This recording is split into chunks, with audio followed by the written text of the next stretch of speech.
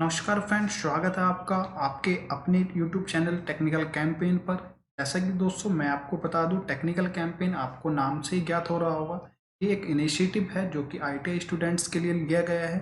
ठीक है, इसमें आप दोस्तों जानेंगे और सीखेंगे कैसे आप एग्ज़ाम्स को क्रैक कर सकते हैं। इन एग्ज़ाम जैसे DRDO, ISRO, OFB, BHEL, ONGC, SAIL, DMRC, Indian oil, HAL, NTPC, इसी तरह इंडियन रेलवे का जो टेक्नीशियन का एग्जाम होता है और गेल का जो टेक्नीशियन का एग्जाम होता है, ये मोस्ट इंपोर्टेंट एमसीक्यूज के बारे में हम चर्चा करेंगे, जानेंगे उनसे रिलेटेड जितने भी फैक्ट हैं, मोर fact know with more fact के साथ इन सही परीक्षाओं के लिए उपयोगी। यदि आप इनमें से किसी भी परीक्षा की जो भी पेपर है, एग्जाम्स की तैयारी कर रहे हैं, तो आप बिल्कुल सही प्लेटफॉर्म पर हैं।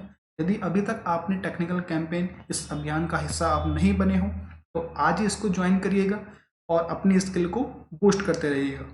ठीक है, आपको चलते हैं नेक्स्ट पेज पे, बात करते हैं कैसे आपको इनरोल होना है इस कैंपेन में, इस अभियान में कैसे पार्टिसिपेट करना है। सबसे पहले आपको यूट्यूब पर जाना है, देन सर्च करना है टेक्निकल कैंपेन एंड सब्सक्राइब करना है, देन प्रेस करना है बेल आइकन को और लेटेस्ट नोटिफिकेशन के लिए। Finally reach your study centre, then boost your skill with theory with pictorial view. दोस्तों एक चीज़ मैं आपको क्लियर कर दूं, हमारा उद्देश्य 10 क्वेश्चन आपको रटाना नहीं है। हमारा उद्देश्य 10 क्वेश्चन के साथ में जितने भी आपके मोर एंड मोर फैक्ट्स हैं वो सब आप तक प्रोवाइड करना, बेस्ट कंटेंट आपको प्रोवाइड करना विद पीडीएफ के साथ में। पीडीएफ आपको सेशन के बाद में हमारा टेलीग्राम चैनल है, हमारा फेसबुक चैनल है टेक्निकल कैंपेन के नाम से, आप सर्च कर सकते हो, उसका भी मैंने आपको डिस्क्रिप्शन में लिंक दे दिया गया है। जैसे कि यदि आप इनमें से किसी भी एग्जाम्स की तैयारी कर रहे हैं, मैंने आपको ऑलरेडी बताया, भेल, सेल, गेल, इसरो, डीआरडीओ, आईयूसीएल, ओएनजीसी, आईओसीएल एक्सेट्रा एग्जामों की आप अगर तैयारी कर रहे हैं, चाहे आप आईटीआई की कर रहे हो, चाहे आप अप्रेंटिस की तैयारी कर रहे हो, तो आप बिल्कुल सही प्लेटफॉर्म पर हैं। बने रहें टेक्निकल कैंपेन के साथ। और यदि अभी तक आपने इसको ज्वाइन नहीं किया तो ज्वाइन अवश्य कर लें। आज का देखते हैं हमारा पहला क्वेश्चन क्या है। आज का हमारा पहला क्वेश्चन है दोस्तों, जैसा कि आपको हमेशा पता होता है, हमारा पहला क्वेश्चन सेफ्टी से होता है। ठीक है, तो हमारा सेफ्टी से ही पहला क्वेश्चन है, which fire extinguisher is used for flammable and running liquid fire. इनमें से कौन सा फायर एक्सटिंग्विशर जो लिक्विड तरल पदार्थ के लिए, तरल आग जो लगती है हमारी, तरल किसी भी ऑयली आग होती है, उसको बुझाने के लिए प्रयोग किया जाता है। फोम एक्सटिंग्विशर का प्रयोग किया जाता है, एलन एक्सटिंग्विशर का प्रयोग किया जाता है, ड्राई पाउडर एक्सटिंग्विशर का प्रयोग किया जाता है, या कार्बन डाइऑक्साइड एक्सटिंग्विशर का प्रयोग किया जाता है। दोस्तों अगर इनमें से आपको ये सेफ्टी वाले क्वेश्चन कंप्लीट नहीं है, तो हमारे द्वारा जो अभियान है, इस अभियान का मकसद यही है, आपके सारे डाउट सारे चैप्टर से डेली एक एक क्वेश्चन आपका हम पुट करते हैं, जो भी एग्जामिनर एग्जाम्स में मैनी टाइम्स पूछता है, वही हमारा एक कॉन्सेप्ट रहेगा इसी का। उसी कंसेप्ट के साथ हम सीखेंगे, नेक्स्ट लेवल कंसेप्ट के साथ जानेंगे मोर एंड मोर फैक्ट। तो बने रहें। यदि अभी तक आपने ज्वाइन नहीं किया तो चैनल को ज्वाइन अवश्य कर लें, अपने दोस्तों के साथ भी शेयर करें। ठीक है दोस्तों, हमारा जो इस क्वेश्चन का आंसर होगा, पूछा गया है तेलीय आग को बुझाने के लिए किस एक्सटिंग्विशर का प्रयोग किया जाता है। मैं आपको क्लियर कर दूं, होम फायर एक्सटिंग्विशर का प्रयोग हम तेल की आग के लिए करते हैं। ठीक है, इसके साथ ही हम जानेंगे और जो एक्सटिंग्विशर है हमारे, उनका प्रयोग कहाँ कहाँ और किस तरह किया जाता है और कहाँ नहीं करना चाहिए। ठीक है, सबसे पहले हम जानेंगे दोस्तों वाटर का प्रयोग। वाटर का प्रयोग ओनली हम कर सकते हैं वुड यानी कि लकड़ी की आग या पेपर की आग या टेक्सटाइल वगैरह में जो आग लगी है उसको बुझाने के लिए कर सकते हैं।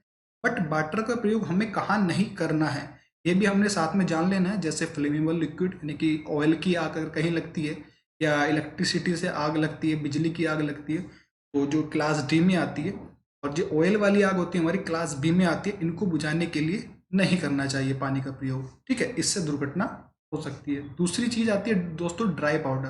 ड्राई पाउडर का एक कॉमन समझ लीजिएगा, यदि आपके पास एक सुटेबल जो एक मोर अप्रोप्रिएट एक्सटिंग्विशर नहीं है उपलब्ध, तो आप ड्राई पाउडर का प्रयोग कर सकते हैं। जैसे लकड़ी के लिए भी कर सकते हैं, तेल के लिए भी कर सकते हैं, गैसेस फायर के लिए भी कर सकते हैं, और इलेक्ट्रिसिटी के लिए भी कर सकते हैं।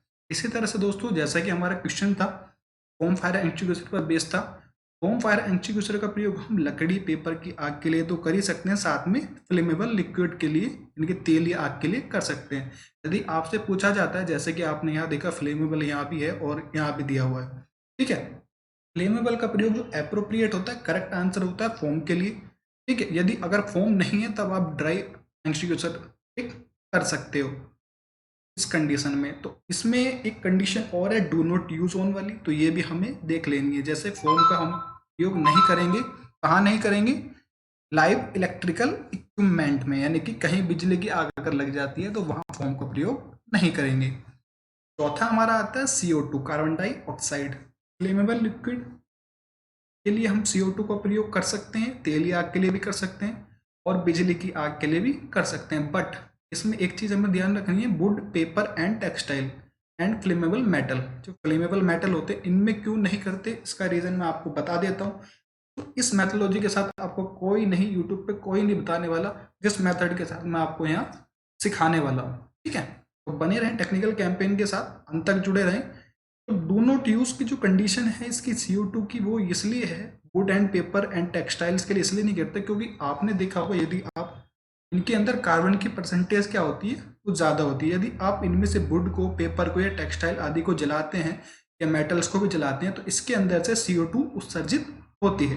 यदि CO2 तो उसमें से बाहर निकल रही है, वही तुम CO2 डाल दे रहे हो, तो उससे क्या प्रॉब्लम होगी, जो आपकी आग पर कोई इफेक्ट नहीं पड़ेगा, ठीक है। इसी तरीके इससे बेस्ट ऑप्शन ये होगा, यदि किसी कमरे में आग लगी है लकड़ी के द्वारा या पेपर के द्वारा या फ्लेमेबल मेटल के द्वारा, तो उस कमरे को आप बिल्कुल लॉक कर दीजिएगा, जिसके मतलब जिससे क्या होगा, ऑक्सीजन लॉक हो जाएगी और आग जल्दी बुझ जाएगी।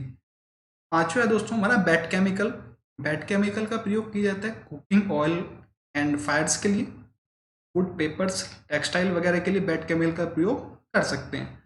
और नेक्स्ट और इम्पोर्टेंट जो हमारा आता है, ये आता है हमारा हेलन एक्सटिंग्विशर। जैसा कि आपने देखा ही होगा ऑप्शन में हेलन एक्सटिंग्विशर, ये कार्ट्रिज टाइप है ये भी, ठीक है, प्रेशर कार्ट्रिज टाइप ही है ये भी। इसमें यह क्या होता है, एक हॉर्न लगा होता है जिसके थ्रू यहाँ से जो हेलन हमारा CTC होता है और ब्रोमोक्लोरो BCF होता है, इसके अंदर हेलन एक्सटिंग्विशर में दो तरह के पदार्थ भरे होते हैं, एक CTC और एक BCF। CTC carbon tetrachloride, BCF होता है ब्रोमोक्लोरोफ्लोरोमीथेन। दो टाइप्स के पदार्थ इसमें भरे होते हैं। आई होप इस मैथोलॉजी के साथ में आपको अच्छे समझ में आया होगा, आपने समझा एक्सटिंग्विशर से रिलेटिव आपके सारे जितने भी डाउट थे, आई होप वो क्लियर हो गए होंगे, मैं आशा करता हूँ। दोस्तों चल इसी तरीके से इसी मैथोलॉजी के साथ चलते हैं नेक्स्ट क्वेश्चन पे। नेक्स्ट क्वेश्चन हमारा, classification of file is not done on the basis of, इनमें से फाइल का वर्गीकरण का प्रकार कौन सा नहीं है, ठीक है। आपको मैंने फाइल पहले भी पढ़ाई है, ठीक है, बट उसका हमने क्लैरिफिकेशन डिटेल में नहीं कर पाए थे उस टाइम पर, बट इस पार्ट में हम डिटेल में समझने वाले हैं। दोस्तों क्लासिफिकेशन फाइल का इनमें से किस प्रकार नहीं होता है, तो ग्रेड के प्रकार से नहीं होता, सेक्शन से, कट एंड एंगल से। ग्रेड के अकॉर्डिंग मैं आपको बता चुका हूँ, सेक्शन में आपको डाउट हो रहा होगा, बट कट के हिसाब से बता चुका हूँ। तो A और C तो आपके वैसे ही क्लियर हो गए, आपका जो डाउट बचा वो B और D में बचा। तो बी और डी कैसे क्लियर करते हैं, यदि अगर मैं दोस्तों B की जगह यहाँ शेप कर देता, सेक्शन की जगह शेप यानी कि आकार कर देता, तो आप करेक्ट कर सकते थे आराम से। लेकिन एग्जामिनर इसी तरीके से क्वेश्चन पूछता है जिस तरीके से मैंने इसमें आपको क्वेश्चन दिया हुआ है, ठीक है। तो सेक्शन में कई लोग कंफ्यूज हो जाते हैं। इसका जो करेक्ट आंसर होगा दोस्तों, सेक्शन होता है आकार के हिसाब से, तो आकार के हिसाब से फाइल होती है। D is the correct answer, angle के हिसाब से फाइलें नहीं होती, ठीक है। जान लेते हैं कुछ फाइलों के बारे में, जैसे ग्रेड की बात की गई है। ग्रेड के हिसाब से दोस्तों मैं आपको बता देता हूँ, रफ फाइल होती है, फास्टेड फाइल होती है, सेकेंड कट फाइल होती है, स्मूथ फाइल होती है एंड डेड स्मूथ फाइल होती है, ठीक है। दूसरी बात करते हैं कट के अकॉर्डिंग। ग्रेड के अकॉर्डिंग भी 5 टाइप्स की होती है, कट के अकॉर्डिंग भी 5 टाइप्स की होती है, single cut, double cut, spiral cut, curve cut and रास्प cut, 5 types की हो गई।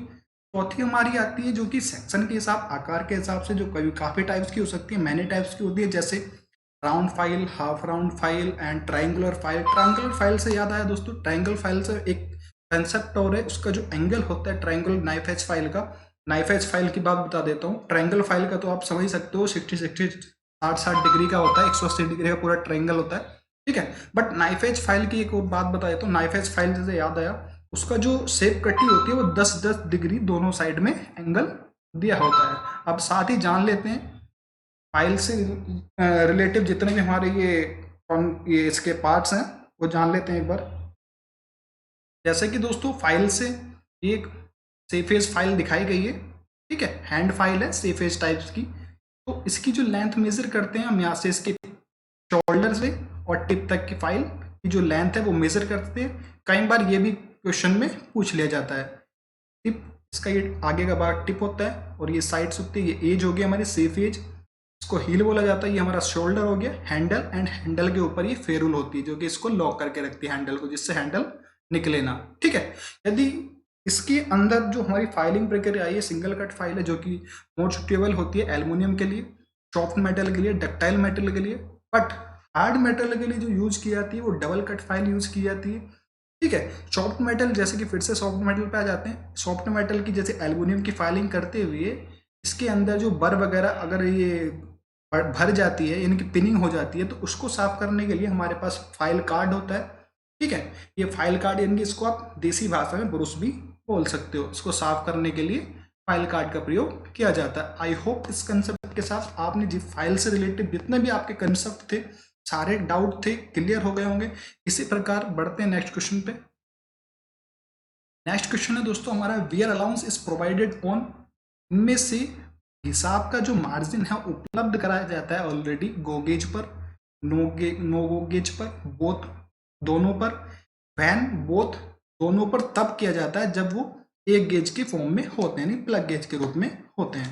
ठीक है, तो दोस्तों मैं आपको बता देता हूँ इनमें से जो करेक्ट आंसर होगा, बियर अलाउंस जो प्रोवाइड किया जाता है वो गो गेज के ऊपर किया जाता है। क्यों यूज किया जाता है? क्योंकि आप खुद ही समझ सकते हो, यदि आपने नहीं देखा तो आपके मन में क्यूरियोसिटी बन रही होगी कि गो गेज पता नहीं, नो गो गेज क्या पढ़ा रहे हो सर, पता ही नहीं चल रहा। तो मैं एक बार आपको दिखा देता हूँ। तो ये होता है हमारा प्लग गेज। ठीक है, ये इसका गो साइड होता है और ये नो गो साइड होता है। तो गो साइड पर जब हम ज़्यादातर क्या करते हैं, गो साइड से चेक करते हैं, क्योंकि ये हमारा होता है मिनिमम टॉलरेंस में और ये होता है हमारा मैक्सिमम टॉलरेंस में। ठीक है, तो मिनिमम टॉलरेंस वाली साइड से हम क्या करते हैं, मिनिमम साइज सॉरी, और ये अपर साइज में होता है। इससे हम क्या करते हैं, इसी से हम पार्ट चेक करते हैं। तो इससे पार्ट जब चेक करते रहते हैं तो कुछ थोड़ा बहुत इसमें क्या होता है दोस्तों, मार्जिन इसलिए रखा जाता है जब ज़्यादा आप चेक करते रहोगे, कुछ इसका स्टैंडर्ड होता है, इसमें 90% तक मैक्सिमम मार्जिन रखा जा सकता है। 90% सॉरी, 90% से याद आया, तो 90 माइक्रोन तक अधिकतम जो मार्जिन रखा जाता है वो 90 माइक्रोन तक रखा जाता है इसमें। वो भी रखा जाता है दोस्तों गो गेज के ऊपर, गो साइड के ऊपर। वो इसलिए रखा जाता है क्योंकि इसी का यूज हम ज़्यादातर पार्ट्स को चेक करने के लिए या होल्स को चेक करने के लिए करते हैं। डोंट मेजर, ओनली चेकिंग के लिए। मेजर करने के लिए अगर आ जाता है तो करेक्ट गलत हो जाता है। इसके लिए जो सही टर्म होगा वो चेकिंग के लिए होता है। ठीक है, क्योंकि गेज क्या काम करता है, वो चेक करता है, नॉट मेजर, मेजर नहीं करता। ये बात ध्यान रखना है इन फ्यूचर के लिए। इसी प्रकार नेक्स्ट क्वेश्चन है हमारा, वो भी अलाउंस से रिलेटिव है, काफ़ी अच्छी बात है। The term allowance in limit and fits is usually referred to, allowance जो होता है उनमें limit and fits usually referred करती है, किस लिए रेफर्ड करती है, minimum clearance between shaft and hole, कम से कम क्लियरेंस होता है शाफ्ट और होल के बीच में, मैक्सिमम क्लियरेंस होता है बिटवीन शाफ्ट एंड होल के बीच में। तो इसको आप वैसे एलिमिनेट कर सकते हो। अलाउंस का मतलब ही क्या है, एक छूट है भाई। तो एक जानबूझ कर रखे जाने वाली छूट है। इसको आप, ये तो है नहीं ज़्यादातर रखोगे, ज़्यादा रखोगे तो पार्ट खराब थोड़ी करना है आपको, तो इसको तो आप वैसे एलिमिनेट कर सकते हो।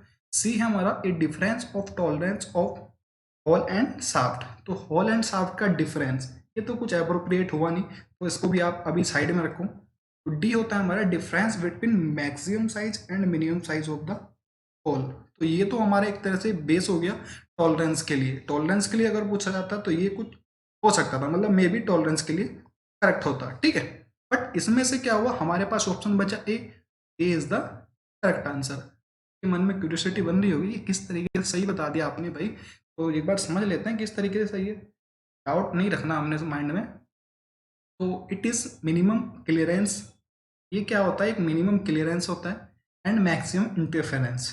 ठीक है, it is a intentional difference. Intentional difference मतलब हमने जो जानबूझकर रखा है between basis dimension of the matching parts के लिए, जिससे कि उनमें फ्रिक्शन, जो फ्रिक्शन होता है, घर्षण, वो ना हो। ये पॉजिटिव एंड निगेटिव हो सकता है। जैसे यहाँ आपको दिख रहा है ये अलाउंस रखा हुआ है, ये आपको यहाँ लग रहा हो कि भाई 10-12 mm के आसपास है, बट ये जो रखा जाता है माइक्रोन्स में रखा जाता है। ठीक है, ये तो मैंने आपको दिखाने के लिए इतना बड़ा व्यू दिखा दिया इसका, बट ये जो अलाउंस रखा जाता है माइक्रोन्स में रखा जाता है ताकि पुश फिटिंग हो सके, नॉट क्लियरेंस फिटिंग, ठीक है। पुश फिटिंग के लिए थोड़ा जो मार्जिन है वो रखा जाता है ताकि होल के अंदर साफ इजिली चली जाए। आई होप इस मैथोलॉजी के साथ में आपको काफ़ी अच्छा लग रहा हो, काफ़ी कुछ सीख रहे होंगे आप इस कैंपेन से। इसी तरह कैंपेन के साथ बने रहें, और अभी तक आपके जो दोस्त कैंपेन के बारे में नहीं जानते उनको भी शेयर करें, को भी कैंपेन में एनरोल कराएं, ठीक है। नेक्स्ट क्वेश्चन हमारा, विच of the following property is generally found in solid non metals, इनमें से कौन सी आमतौर पर एक सॉलिड नॉन मेटल्स में प्रॉपर्टी यानी एक गुण होता है। डक्टिलिटी का होता है, मेलेबिलिटी होता है, कंडक्टिविटी होता है, एंड ब्रिटलनेस, ठीक है। सॉलिड नॉन मेटल्स याद रखना, सॉलिड नॉन मेटल्स, ये क्वेश्चन आया हुआ है इसरो के 2016 के पेपर में आया हुआ है, फोर्जिंग वाले आंसर, वो शायद फोर्जिंग की ट्रेड में आया हुआ है, ठीक है। 2016 के पेपर ही था ये। तो इसमें जो आमतौर पर सॉलिड नॉन मेटल्स में जो गुण होता है वो ब्रिटलनेस का गुण होता है। मैं आपको बता दूं इस तरीके से होता है, तो साथ में स्पष्टीकरण कर लेते हैं एक बार। अधातु के गुण, अधातुओं में उच्च आयनीकरण ऊर्जा और इलेक्ट्रोमैग्नेटिक मैग्नेटिविटीज होती है। वे आमतौर पर गर्मी और बिजली के पुअर कंडक्टर होते हैं, आमतौर पर बिजली और गर्मी के पुअर कंडक्टर होते हैं, ठीक है। मेन चीज हमने इसमें से क्या निकालनी है, ठोस अधातुएं आमतौर पर भंगुर होती हैं। हमने क्या चाहिए था, यही चाहिए था, यही हमें इसके साथ में सॉल्यूशन मिल गया। जिनमें बहुत कम या कोई धातु की चमक होती है, अधिकांश अधातुओं में इलेक्ट्रॉन आसानी से प्राप्त करने की क्षमता होती है, ठीक है। आई होप इस कंसेप्ट के साथ में आप काफी कुछ सीख रहे होंगे। इसी प्रकार नेक्स्ट क्वेश्चन को देख लेते हैं। नेक्स्ट क्वेश्चन है आज का हमारा, forging is carried out in the state of material, इनमें से फोर्जिंग किस अवस्था में की जाती है। इलास्टिक अवस्था में की जाती है, बी ऑप्शन है सॉलिड में, सॉलिड में तो कर ही नहीं सकते, इसको वैसे ही आप एलिमिनेट कर सकते हो। प्लास्टिक में भी इसको साइड में रखो, भी लिक्विड, लिक्विड में अगर हो गया तो कैसे कर लोगे भाई, लिक्विड का तुम बिल्कुल ही मतलब एक तरह से एलिमिनेट कर ही सकते हो बी और डी को। तो बचे ऑप्शन आपके पास जो कन्फ्यूजन वाले होते हैं, कन्फ्यूजन क्रिएट करते हैं, इलास्टिक एंड प्लास्टिक। अधिकतर जो कन्फ्यूजन होता है, जो मेरे फ्रेंड्स हैं उनको इलास्टिक एंड प्लास्टिक में, ठीक है। तो इसमें कन्फ्यूजन हमें नहीं रखना है। इलास्टिक क्या होता है, यील्ड पॉइंट होता है, इससे हम किसी भी जो हमारी जो जो फोर्जिंग है किसी भी मेटल को गर्म करते हैं। इलास्टिक मतलब उसकी अधिकतम क्षमता होती है कि यहाँ तक इसको हम खींच सकते हैं, ठीक है। बट हमें डिफॉर्मेशन करना है तो हमें जो चाहिए होगा, हमें प्लास्टिक अवस्था चाहिए होगी, कि हमें तो डिफॉर्मेशन करना है तो हमें प्लास्टिक अवस्था चाहिए होगी। तो plastic is the correct answer. किस तरीके से होता है ये हम जान लेते हैं। ये अपर डाई है, ये लोअर डाई है, ठीक है। ओरिजिनल कोर्स ग्रेन स्ट्रक्चर, इसकी अंदरूनी स्ट्रक्चर आप देख ही रहे होंगे। जो मेटल्स है आप कुछ भी मान सकते हैं, इसको कोई भी मेटल ले लो, ठीक है। इंटरनल जो कोर्स स्ट्रक्चर है वो इस तरह की है, बट प्लास्टिक डिफॉर्मेशन के बाद स्ट्रक्चर इसकी मतलब काफ़ी क्लोज हो गई एक दूसरे के। तो ये होता है प्लास्टिक डिफॉर्मेशन, प्लास्टिक अवस्था में जो किया जाता है। आई होप इस कंसेप्ट के साथ आप काफ़ी कुछ सीख रहे होंगे। नेक्स्ट क्वेश्चन है जो कि हर बार एग्जाम्स में मैनी टाइम्स पूछा गया है, ये भी इसरो का ही क्वेश्चन है। इन 18/8 steel what is the percentage of chromium, इनमें क्रोमियम की परसेंटेज क्या है। इस टाइप की स्टील है, स्टील का कोड है 18/8, तो इसको आप समझ लेना है। बहुत से तो इस क्वेश्चन को ही नहीं समझ पाएंगे कि क्या दिया हुआ है, तो मैं आपको बता दूं ये कोड है स्टील का, ठीक है। तो इसमें जो क्रोमियम की परसेंटेज पूछी गई है वो 18 होती है, 8 होती है, 0 होती है, 1 होती है। तो अगर आपने इसके बारे में कुछ थोड़ा भी पढ़ा होगा तो आप क्वेश्चन के जो ऑप्शन दिए गए हैं उसको आसानी से एलिमिनेट कर सकते हैं, जैसे 0 को और 1 को, क्योंकि पूछा तो 18 और 8 में से गया है ना। सारे 8 में से पूछा गया है तो 0 1 तो आना ही नहीं है। दूसरी चीज परसेंटेज ऑफ क्रोमियम, भाई क्रोमियम का प्रयोग क्यों किया जाता है, अच्छी चमक के लिए, और दूसरी चीज उससे क्या होता है शाइनिंग भी थोड़ी अच्छी आती है क्रोमियम में, और दूसरा एक बोलते हैं ना जंग नहीं लगता, तो जंग के लिए भी क्रोमियम की परत चढ़ा दी जाती है जिससे जंग ना लगे, ठीक है। वर्नियर कैलिपर पे भी होती है क्रोमियम की परत, ठीक है, ये याद रख लेना। और 18 जो पूछा गया है इसमें 18 होता है क्रोमियम। विस्तार से पढ़ लेते हैं। स्टेनलेस स्टील में क्या होता है, उसकी प्रॉपर्टी है यहाँ पे ब्रेकडाउन दी गई है। क्रोमियम कंटेंट होता है 18% और 8% इसमें क्या होता है, निकेल होता है, ठीक है। बाकी जो होता है इसमें पूरा विस्तार से पढ़ेंगे तो विस्तार से अगर देखोगे तो आयरन होता है 73 से 74%, क्रोमियम होता है 18%, निकेल होता है 8%, कार्बन जो होता है वो 0.2% तक होता है। ठीक है। आई होप ये 18/8 का आपको जो फॉर्मूला था ये कभी नहीं भूलोगे, और बोलना भी नहीं है क्योंकि ये क्वेश्चन हर बार रिपीट होता है एग्जाम्स में। ठीक है। Which of the following is classified as anti friction bearing? इनमें से कौन सा एक वर्गीकरण है एंटी फ्रिक्शन वेरिंग का? इनमें से कौन से प्रकार है? बॉल बेयरिंग, ये भी एंटी फ्रिक्शन बेयरिंग है। रोलर बेयरिंग, ये भी एंटी फ्रिक्शन बेयरिंग है। निडल बेयरिंग, ये भी एंटी फ्रिक्शन बेयरिंग है। All of the above is the correct answer. ये सभी एंटी फ्रिक्शन बेयरिंग है। ठीक है। ऑल ऑफ द अबव क्या हो जाएगा? इसका करेक्ट आंसर हो जाएगा। बात कर लेते हैं विस्तार से anti friction and friction bearing के बारे में। क्लासिफिकेशंस ऑफ बेयरिंग, बेयरिंग का जो क्लासिफिकेशन क्या कहता जाता है, depending upon the load, load किस तरीके का है, एंड उसका कॉन्टैक्ट, टाइप ऑफ कॉन्टैक्ट क्या है। ये दो टाइप्स के होते हैं। एक होते हैं जैसे sliding contact bearing and anti friction bearing, यानी कि आप इसको फ्रिक्शन भी बोल सकते हो एंड एंटी फ्रिक्शन बोल सकते हो। ठीक है। दोनों टाइप्स के इधर दिखाए गए हैं। ये हमारा स्लाइडर फ्रिक्शन बेयरिंग है, and slider bearing plain bearing बोल सकते हो, और ये हमारा एंटी फ्रिक्शन बेयरिंग की के अंतर्गत आता है। इसमें क्या होता है, जो हमारा स्लाइडर बेयरिंग है या प्लेन बेयरिंग है, इसके अंदर क्या होता है, जो कॉन्टैक्ट होता है किसी भी पार्ट से, मैचिंग पार्ट से, वो हाइयर होता है एंड फ्रिक्शन भी अधिक होता है। इसके अंदर जो है पार्ट से जो कॉन्टैक्ट होता है वो कम होता है, इसलिए इसको हाई रिक्वायर, मतलब जो, इसलिए ये क्या होता है, गर्म भी अधिक होता है, तो इसलिए इसमें क्या होता है, लुब्रिकेशन की आवश्यकता अधिक होती है।